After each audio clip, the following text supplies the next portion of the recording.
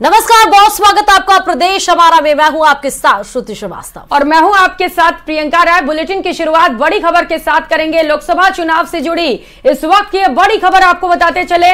Udaipur seat पर BAP ने बड़ा फैसला किया है। बीएपी ने पदाधिकारियों को पद से हटा दिया है। चुनाव में पद का दुरुपयोग करने पर यह बड़ा एक्शन बीएपी के जरिए लिया गया है, जहां पर बड़ा एक्शन लेते हुए पदाधिकारियों को पद से हटाया गया है। पार्टी का सहयोग न करने पर यह बड़ी कार्रवाई को अंजाम दिया गया है।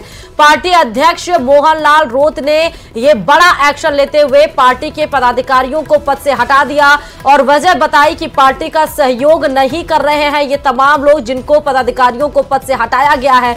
तो लोकसभा चुनाव में जहां अभी वक्त है, क्योंकि 4 जून को मतगणना होगी तब पता चलेगा, लेकिन इस बीच में राजस्थान में 25 लोकसभा सीटों पर चुनाव संपूर्ण हो चुके हैं और इस बीच में बीएपी ने बड़ा एक्शन लेते हुए पदाधिकारियों को पद से हटा दिया। वजह बताई गई कि पार्टी में इन सब का सहयोग नहीं हो रहा था। इसको लेकर बड़ी कार्रवाई को लेकर अंजाम दिया गया। पार्टी के अध्यक्ष मोहनलाल रोत ने यह बड़ा एक्शन लिया है। तो लोकसभा चुनाव से जुड़ी इस वक्त की बड़ी खबर आपको बता रहे हैं। चुनाव पद का दुरुपयोग करने पर पार्टी अध्यक्ष मोहनलाल रोत की ओर से बड़ा एक्शन लिया गया है। पार्टी का सहयोग न करने पर यह बड़ा फैसला लेते हुए कार्रवाई की गई। सहयोगी जयेश हमारे साथ जुड़ चुके हैं। जयेश, कार्रवाई से साफ तौर पर मैसेज, पार्टी के आदेशों की पालना नहीं की तो ठीक नहीं होगा।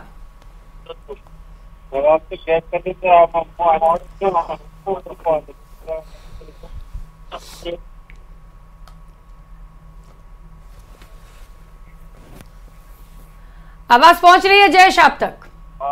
जी, मैं बताना चाहूंगा, उदयपुर लोकसभा सीट पर हाल ही में 26 अप्रैल को ही मतदान हुआ है और इससे पहले जो भारत आदिवासी पार्टी है उसने बड़े पैमाने पर प्रचार प्रसार करने का प्रयास किया था, लेकिन उदयपुर में कहीं न कहीं उनको लगा कि विफलता हाथ लगी है। जो पार्टी के जो कार्यकर्ता है कहीं बिखरे से है, या तो वो पार्टी हित से ऊपर उठकर निजी स्वार्थों के लिए काम कर रहे हैं या विपक्षियों को फायदा पहुंचाने के लिए काम किया गया। ऐसी भी जानकारी उनको मिली थी, जिस पर भारत आदिवासी पार्टी के जो राष्ट्रीय अध्यक्ष मोहनलाल रोत, उन्होंने पत्र जारी करके उदयपुर जिले में संपूर्ण कार्यकारिणी को भंग कर दिया। साथ ही उदयपुर जिले में जितने भी राष्ट्रीय या प्रदेश स्तर के पदाधिकारी हैं उनको भी पद मुक्त कर दिया है और कहा है कि इस तरह की जो लापरवाही है या वो बर्दाश्त बिल्कुल नहीं की जाएगी और पार्टी में नए सिरे से वापस संगठन का गठन होगा उदयपुर जिले का। ये कितने लोगों के ऊपर जयेश कार्रवाई की गई है? देखिए, इसका जो लेटर जारी किया गया है इसमें जो कार्यकर्ता है पदाधिकारी उनकी संख्या का हवाला नहीं है, लेकिन एक लेटर से ये स्पष्ट है कि उदयपुर जिले में भारत आदिवासी पार्टी का कोई भी अधिकृत पदाधिकारी नहीं मौजूद नहीं है और जितने भी पदाधिकारी हैं, चाहे वो प्रदेश स्तर की कार्यकारिणी के हो या राष्ट्रीय स्तर की कार्यकारिणी के हो या जिला या संभाग स्तर की कार्यकारिणी के हो, सभी को पदमुक्त कर दिया गया है और सभी पदों पर नए सिरे से भर्ती की जाएगी। बहुत बहुत शुक्रिया जयेश तमाम जानकारी देने के लिए। तो लोकसभा चुनाव से इस वक्त की बड़ी खबर यह है कि बीएपी ने बड़ा एक्शन लेते हुए पदाधिकारियों को पद से हटा दिया। आप खबरों में आगे बढ़ते हुए एक और बड़ी खबर से रूबरू करा दे, जहां झारखंड दौरे पर आज मुख्यमंत्री भजन शर्मा रहने वाले हैं। धनबाद पहुंचे हैं सीएम भजनलाल शर्मा। तो गोल्फ ग्राउंड में जनसभा को संबोधित भी करेंगे। लगातार उनकी ओर से दौरे किए जा रहे हैं। इससे पहले मुख्यमंत्री भजनलाल शर्मा पश्चिम बंगाल पहुंचे थे, जहां पर ममता बनर्जी पर जमकर निशाना साधा और इस दौरान बीजेपी प्रत्याशियों का समर्थन करने के लिए झारखंड का उनका दौरा है धनबाद। इस वक्त मुख्यमंत्री भजनलाल शर्मा पहुंच चुके हैं। तो हवाई अड्डे से ये तस्वीर आपको दिखा रहे हैं। गोल्फ ग्राउंड के लिए वो रवाना हो चुके हैं। बीजेपी प्रत्याशियों के लिए जन समर्थन करेंगे, जनसभा को भी संबोधित करेंगे और साथ ही प्रवासी राजस्थानियों से भी मुलाकात करेंगे। मुख्यमंत्री भजनलाल शर्मा बरवा अड्डा हवाई अड्डे से गोल्फ ग्राउंड के लिए रवाना हो चुके हैं। बताते चले कि बीजेपी प्रत्याशी है ढुलू महतो के समर्थन में ये जनसभा आयोजित की गई है, जिसको संबोधन करने के लिए मुख्यमंत्री भजनलाल शर्मा धनबाद पहुंचे हुए हैं और थोड़ी देर में ही वो प्रवासियों से भी मुलाकात करेंगे। तो लगातार जैसा कि राजस्थान में अब चुनाव संपूर्ण हो चुके हैं, इसलिए अब मुख्यमंत्री भजनलाल शर्मा अन्य राज्यों में जिसमें चुनाव होने वाले हैं 7 मई, 13 मई, 20 मई, 25 मई और 1 जून को, उसके लिए ताबड़तोड़ चुनाव प्रचार प्रसार में जुट गए। और इससे पहले कोलकाता में ममता बनर्जी पर मुख्यमंत्री भजनलाल शर्मा ने बड़ा हमला बोला। सीएम ने कहा कि बंगाल सरकार जनता के साथ कुठाराघात कर रही है। इस चुनाव में जनता उनको जवाब देगी। 35 से ज्यादा सीटें बंगाल में आएंगी। बड़े स्टेटमेंट और बड़ा तंज किया गया है मुख्यमंत्री भजनलाल सरकार के द्वारा। पश्चिम बंगाल का दौरा रहा मुख्यमंत्री भजनलाल शर्मा का, जहां पर वो ममता बनर्जी पर हमलावर नजर आए। जहां एक और ममता सरकार पर कई गंभीर आरोप लगाए गए तो वहीं बड़ी जीत का दावा भी किया। देखिए, मैं कहना चाहता हूं, जिस तरह से पश्चिम बंगाल की सरकार है वो जनता के ऊपर जो कुठाराघात कर रही है, जनता उसका जवाब देना चाहती है और इस चुनाव में जनता उनको जवाब देगी। 2 फेज सर अभी तक बीत चुका है और बाकी और भी फेज है। क्या लगता है पश्चिम बंगाल में बीजेपी का 35 से ऊपर सीट पश्चिम बंगाल में आने वाली है। वेस्ट बंगाल में। और चलिए खबरों में आगे बढ़ते बताते चले कि प्रधानमंत्री नरेंद्र मोदी ने न्यूज 18 इंडिया को दिए मेगा इंटरव्यू में कांग्रेस के घोषणा पत्र पर बड़ा हमला बोला है। पीएम के इस बयान का शिक्षा मंत्री ने समर्थन भी किया। मदन दिलावर ने कहा कि पूर्व प्रधानमंत्री मनमोहन सिंह भी कह चुके हैं कि देश की संपत्ति पर पहला अधिकार मुसलमानों का है। साथ ही बोले कि कांग्रेस की सोच हमेशा से हिंदू विरोधी रही है। कांग्रेस तुष्टीकरण करके देश को लूटना चाहती है। राहुल गांधी देश के ऐसे पहले नेता हैं जिन्हें लीटर और किलो के बारे में ही नहीं पता।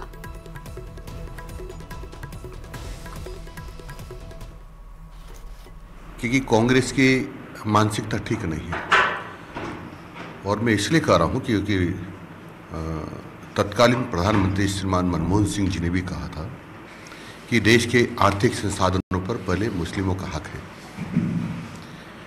और आपको पता होगा कि सांप्रदायिक हिंसा लक्षित अधिनियम 2011 जो प्रस्तावित था, जो सोनिया गांधी ने की अध्यक्षता में बना था, उसमें यह प्रावधान था कि यदि हिंदुओं में और मुस्लिमों में झगड़ा हो जाए, दंगा हो जाए, और यदि मुस्लिम हिंदू महिलाओं के साथ बलात्कार करे, उनकी हत्या कर दे, घर में आग लगा दे, लूट ले, छोटे छोटे बच्चों को की हत्या कर दे, गर्भवती महिलाओं की हत्या कर दे, तब भी मुस्लिम दोषी नहीं होंगे, हिंदू ही दोषी माने जाएंगे। इस मानसिकता से ही पता चलता है कि ये इस प्रकार का षड्यंत्र कर रहे हैं कि सारे हिंदू समाज को खंडित कर दें। इसलिए ये जो अनुसूचित जाति, जनजाति, ओबीसी, ये सब में से कटौती करके और ये मुसलमानों को आरक्षण देना चाहते हैं ताकि हिंदू समाज छिन्न भिन्न हो जाए। सर, प्रधानमंत्री जी ने न्यूज 18 के एक और सवाल पर कहा है कि अर्बन नक्सल सोच की वजह से कांग्रेस घर घर में छापा मारना चाहती है और जो एक्सरे वाला बयान दिया गया राहुल गांधी की ओर से, उसे उन्होंने अर्बन नक्सल से उसकी तुलना की है। अब उसके बारे में तो क्या कहोगे, वो लीटर और किलो में ही नहीं समझता है, लीटर और किलो में समझता नहीं है, इसलिए अर्बन नक्सल का अर्थ जानता कि नहीं जानता, इस पर। और करेंगे इस बीच मिल रही बड़ी खबर का। जयपुर से बड़ी खबर है, एटीएम बदलकर ठगी करने वाले गैंग पर बड़ा एक्शन लिया गया। गैंग के सरगना को पुलिस ने गिरफ्तार कर लिया है। बताते चले कि श्यामनगर थाना पुलिस ने इस पूरी कार्रवाई को अंजाम देते हुए गैंग के सरगना को पकड़ लिया है। बुजुर्ग और महिलाओं को ये निशाना बनाते थे, एटीएम के नाम पर ठगी करते थे। बुजुर्ग और महिलाएं इनका टारगेट रहते थे और अब उनके ही सरगना को पुलिस ने गिरफ्तार कर लिया है। बड़ी खबर आपको जयपुर से बता रहा है। तो पुलिस की ओर से बड़ी कार्रवाई की गई है, जहां पर पुलिस को सफलता मिली है और एटीएम बदलकर ठगी करने वाले गैंग पर बड़ा एक्शन लेते हुए सरगना को गिरफ्तार कर लिया गया है और आगे पूछताछ भी जारी है और निश्चित तौर पर आगे और भी गिरफ्तारियां होंगी।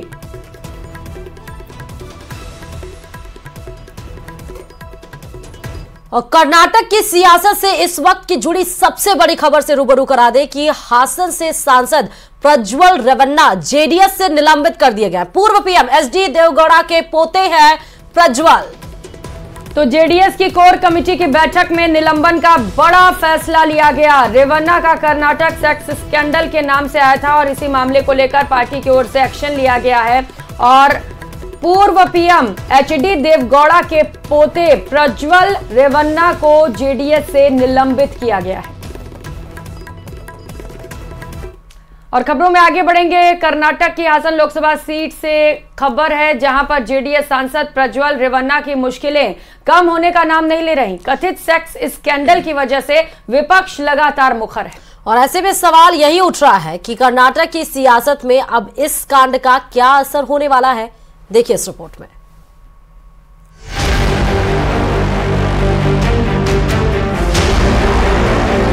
कर्नाटक की सियासत में देवगौड़ा परिवार एक ऐसे चक्रव्यूह में घिर गया है जिससे जितना निकलने की कोशिश हो रही है उतना ही परिवार फंसता जा रहा है।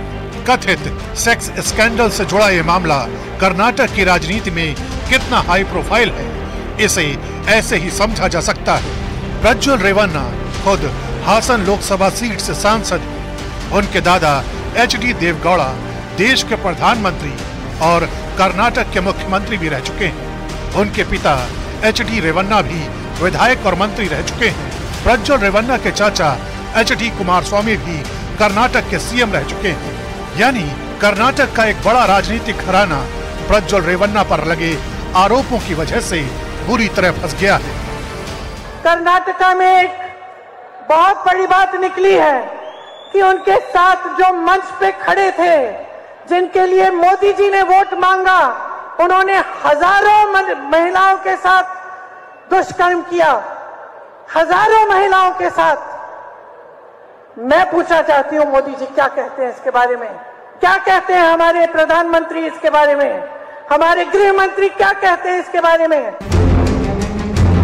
राज्य सरकार पहले ही इस मामले में प्रज्वल रेवन्ना के खिलाफ एसआईटी जांच का गठन कर चुकी है।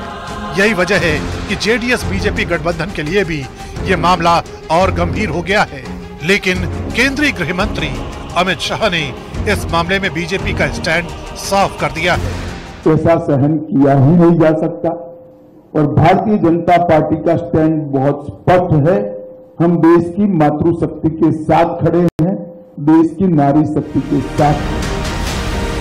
कर्नाटक में 14 लोकसभा सीटों के लिए वोट डाले जा चुके हैं, जबकि बाकी सीटों पर तीसरे चरण में मतदान होना है। यही वजह है कि जेडीएस बीजेपी के लिए चुनौती बड़ी हो गई है। ಈಗ ಇಂಥ ವಿಷಯಗಳು ಮುಜುಗರ ನನ್ನೊಬ್ಬನಿಗೆ ಅಲ್ಲ, ಸಮಾಜಕ್ಕೆ ಆಗುತ್ತೆ, ಸಮಾಜಕ್ಕೆ ಮುಜುಗರ ಆಗುತ್ತೆ. ನಮಗೆ that is not important. What is the position of the NDA, what is the position of the BJP on this issue, that is very much important. The timing of which they have done is all very well pre-planned and it's fake things now, deep fake which are going on. जाहिर है चुनाव के मौसम में उठी scandal की तपिश दूर तक जाने वाली है। और इस बीच लोकसभा चुनाव से जुड़ी इस वक्त की ये बड़ी खबर आपको बता दें, अमेठी और रायबरेली लोकसभा सीट से जुड़ी ये बड़ी खबर है। राहुल ने अमेठी से चुनाव लड़ने की हामी नहीं भरी है, सूत्रों के हवाले से ये बड़ी खबर है। साथ ही प्रियंका ने भी चुनाव लड़ने की हामी नहीं भरी है, क्योंकि लगातार सियासी गलियारों में यह हलचल थी कि अमेठी रायबरेली सीट प्रियंका और राहुल गांधी को जा सकती है। फिलहाल ये सूत्रों के हवाले से खबर है, दोनों ही भाई बहन यानी प्रियंका गांधी वाड्रा और राहुल गांधी ने चुनाव लड़ने की हामी से इनकार कर दिया है। राहुल नहीं चाहते परिवार के 3 लोग चुनाव लड़े। कल प्रियंका गांधी और खड़गे में बातचीत भी हुई थी। आखिरकार ये अंतिम फैसला मल्लिकार्जुन खड़गे के ऊपर ही छोड़ दिया गया है कि अमेठी और रायबरेली से कौन होगा उम्मीदवार।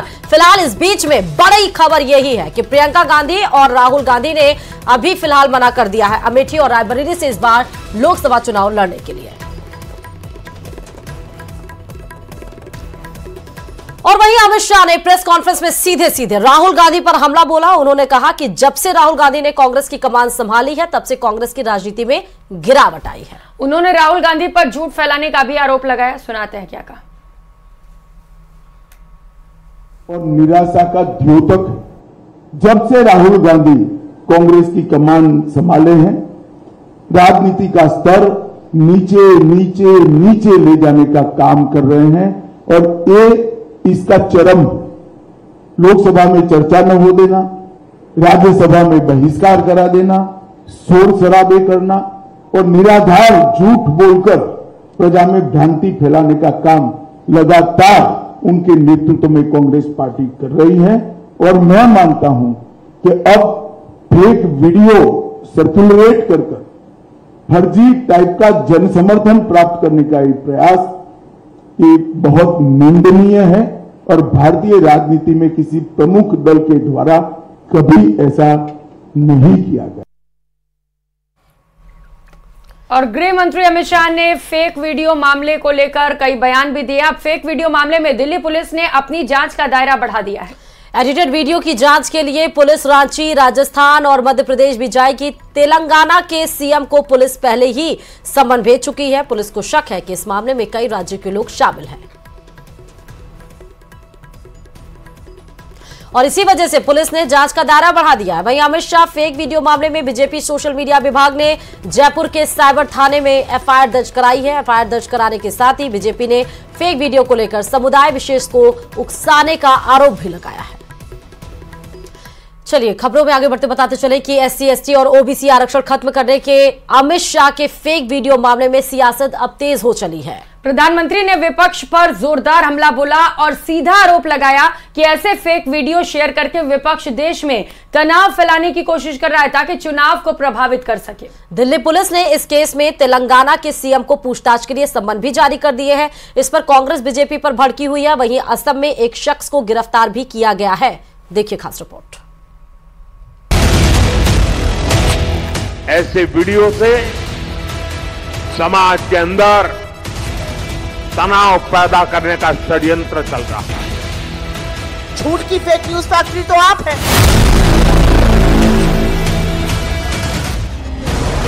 उनको बताना पड़ेगा कि क्यों फेक वीडियो किया, किसने किया।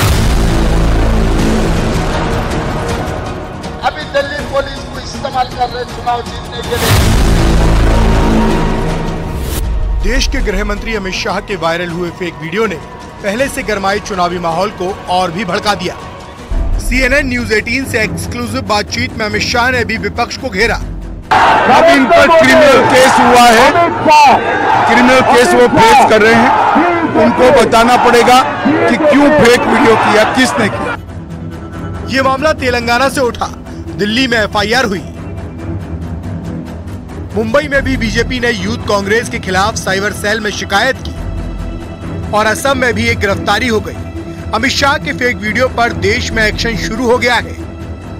यह मसला तब शुरू हुआ जब बीजेपी नेता अमित मालवीय ने आरोप लगाया कि तेलंगाना कांग्रेस ने अमित शाह का एक ऐसा एडिटेड वीडियो शेयर किया जिसमें इस तरह से काट-छाट की गई है जिससे ऐसा लगा कि वो देश से SC, ST और OBC आरक्षण को खत्म करने की बात कर रहे हैं, जबकि वो सिर्फ धर्म के आधार पर शुरू किए गए मुस्लिम आरक्षण की बात कर रहे थे। इस पर दिल्ली पुलिस ने FIR दर्ज कर ली है और तेलंगाना के मुख्यमंत्री रेवंत रेड्डी को पूछताछ के लिए 1 तारीख को दिल्ली बुला लिया है। मगर कांग्रेस ने बीजेपी पर दिल्ली पुलिस के गलत इस्तेमाल का आरोप लगा दिया। Narendra Modi ji ED, income tax, CBI हो गए, अभी दिल्ली पुलिस को इस्तेमाल कर रहे चुनाव जीतने के लिए। यहाँ पर कोई डरने वाले नहीं है भाई, यहाँ पर पलट के जवाब देने वाले हैं। भड़की हुई कांग्रेस ने भी पार्टी शासित राज्यों में राहुल गांधी के फेक वीडियो के खिलाफ एक्शन लेने की धमकी दे डाली। आपको क्या लगता है आप शहर दर शहर FIR करिएगा और हम हाथ पर हाथ धरे बैठे रहेंगे? क्योंकि झूठ की फेक न्यूज फैक्ट्री तो आप हैं। तो अब शुरुआत कर ही दी है तो FIR कर्नाटका में भी होगी, FIR तेलंगाना में भी होगी, तमिलनाडु में भी होगी, झारखंड में भी होगी। पुलिस एक्शन में है तो कांग्रेस के तेवर भी तीखे हैं, यानी सियासी पारा अभी और चढ़ेगा, क्योंकि इस मामले में दिल्ली पुलिस ने जिन 5 लोगों की पहचान की है उसमें कुछ कांग्रेस के नेता भी हैं और सभी तेलंगाना से जुड़े हैं जहां कांग्रेस की सरकार है। तो वही जाला और करेंगे बड़ी खबर का। ओडिशा से बड़ी खबर है जहां पर मंत्री प्रचार की कमान संभालेंगे। आज शाम जयपुर से भुवनेश्वर रवाना होंगे कई मंत्री। अविनाश गहलोत, जोगाराम पटेल रवाना होंगे उड़ीसा। वहीं मदन दिलावर भी उड़ीसा में प्रचार प्रसार करते हुए नजर आएंगे। बीजेपी प्रत्याशियों के समर्थन में प्रचार प्रसार करेंगे, चुनावी हुंकार बनेंगे, जन समर्थन जुटाने की कोशिश की जाएगी। राजस्थान के बीजेपी के तमाम नेता अब आपको कई राज्यों में नजर आएंगे। इस क्रम में उड़ीसा में पहुंचते हुए नजर आएंगे, जहां मदन दिलावर और वहीं जोगाराम पटेल, अविनाश गहलोत भी भुवनेश्वर के लिए रवाना होंगे आज शाम जयपुर से। तो अब राजस्थान में क्योंकि चुनाव संपूर्ण हो चुके हैं 2 चरणों में, बाकी चरणों के लिए अब बीजेपी ने अपने मंत्रियों को, राजस्थान के बड़े मंत्रियों को और राज्यों में चुनाव प्रचार प्रसार और समर्थन बीजेपी प्रत्याशियों के हक में समर्थन के लिए रवाना कर दिया है। इस बुलेटिन में फिलहाल इतना ही। खबरों का सिलसिला लगातार जारी है। आप देखते रहिए न्यूज़ 18 राजस्थान। नमस्कार।